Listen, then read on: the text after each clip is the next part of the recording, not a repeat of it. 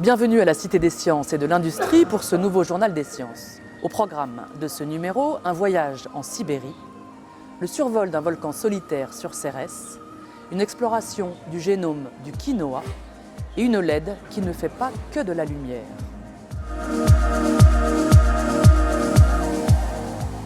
Une publication sortie le 8 février dans la revue Nature annonce le séquençage complet du génome du quinoa. L'identification de certains marqueurs génétiques devrait permettre de développer de nouvelles variétés plus adaptées au goût des consommateurs. Originaire des hauts plateaux d'Amérique du Sud, le quinoa est une plante qui dispose de nombreux atouts nutritionnels. Elle ne contient pas de gluten, elle est pauvre en lipides, mais elle est très riche en fer, en protéines, et elle contient les 8 acides aminés essentiels à notre alimentation quotidienne. En revanche, l'enveloppe qui entoure les graines contient de la saponine, dont le goût est amer. C'est une des raisons pour lesquelles cette plante a été ignorée des conquistadors espagnols et que son commerce ne s'est développé que récemment à l'échelle de la planète. En séquençant le génome de plusieurs variétés de quinoa, des chercheurs ont identifié le gène qui contrôle la production de saponine.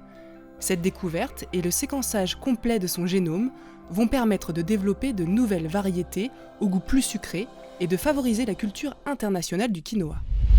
Au-delà de ses qualités nutritionnelles, le quinoa est aussi capable de pousser dans des environnements pauvres et secs. Généraliser sa culture présente donc un intérêt majeur pour la sécurité alimentaire mondiale. La planète naine Cérès, qui a été survolée en 2015 par la sonde Dawn, possède un relief unique, un cryovolcan. Appelé Aunamons, ce volcan est moitié moins haut que le mont Everest et il est formé de glace. D'après une équipe de l'Université d'Arizona, Aunamons n'a pas toujours été un volcan solitaire. D'autres cryovolcans ont existé sur Cérès, mais ils sont devenus invisibles au fil du temps. Aunamons, le cryovolcan de la planète Cérès, serait un volcan jeune dont les frères et les sœurs plus âgés ont été effacés de la surface de la planète, victime d'un phénomène appelé relaxation visqueuse. Un phénomène bien connu sur Terre puisque c'est lui qui, en modifiant la structure et la forme des blocs de glace, est responsable du déplacement des glaciers. Les vieux volcans de Cérès se seraient ainsi effondrés sur le sol de la planète naine. Selon la modélisation des chercheurs, Aunamons est un volcan à peine âgé de 200 millions d'années. Comme ses aînés, il devrait perdre de 10 à 50 mètres de hauteur par million d'années. Autant dire que la relaxation visqueuse n'est pas prête d'avoir sa peau. Imaginez que vous puissiez recharger votre téléphone portable ou votre tablette simplement en les exposant à la lumière naturelle. Un dispositif capable de cette prouesse vient d'être mis au point par une équipe américano-coréenne. Il s'agit d'une LED capable non seulement d'émettre, mais aussi de détecter et de transformer la lumière. Les diodes électroluminescentes, ou LED, sont des composants électroniques qui émettent de la lumière lorsqu'ils sont parcourus par un courant électrique. On les utilise notamment dans l'affichage électronique de données ou la signalisation. Le nouveau dispositif, décrit dans la revue Science du 10 février, est quant à lui capable d'émettre et de détecter de la lumière, puis de la convertir en électricité ou en information à transmettre.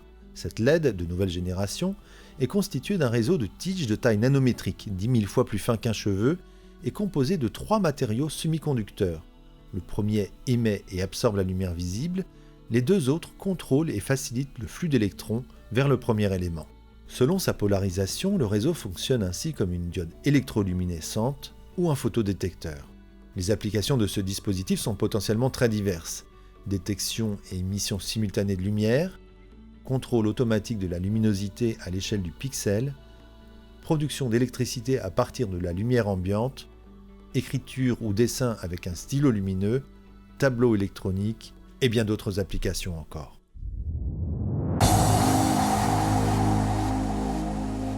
Avez-vous vu le film d'Ersu Uzala ? La région de Sibérie, où a été tournée cette histoire, serait restée isolée du monde durant des millénaires. C'est ce qui ressort d'une étude de l'université de Cambridge, publiée début février dans la revue Science Advances. Dans les années 70, dans une grotte située dans la région du Primorié, en Extrême-Orient russe, des archéologues ont découvert les restes de 5 personnes datant d'environ 8000 ans, ainsi que des charbons de bois et des morceaux de tissage végétal. 40 ans plus tard, des scientifiques ont réussi à extraire et séquencer l'ADN de 2 de ces squelettes, ceux de 2 femmes âgées d'une vingtaine et d'une cinquantaine d'années. Ils en ont déduit que ces femmes avaient les yeux bruns, des cheveux épais et lisses et présentaient une intolérance au lactose. Pour aller plus loin, ces scientifiques ont comparé l'ADN de ces 2 femmes avec celui de nombreuses populations de la région et d'ailleurs. À leur grande surprise, ils se sont rendus compte que cet ADN fossile était très semblable à celui des populations autochtones de la région. Cela signifie que les populations locales sont les descendantes directes de ces ancêtres lointains et qu'il y a eu très peu de métissage durant les 8000 années passées. Une exception dans l'histoire de l'humanité.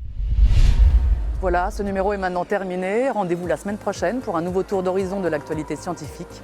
En attendant, retrouvez-nous sur le site de la rédaction scienceactualité.fr. À bientôt.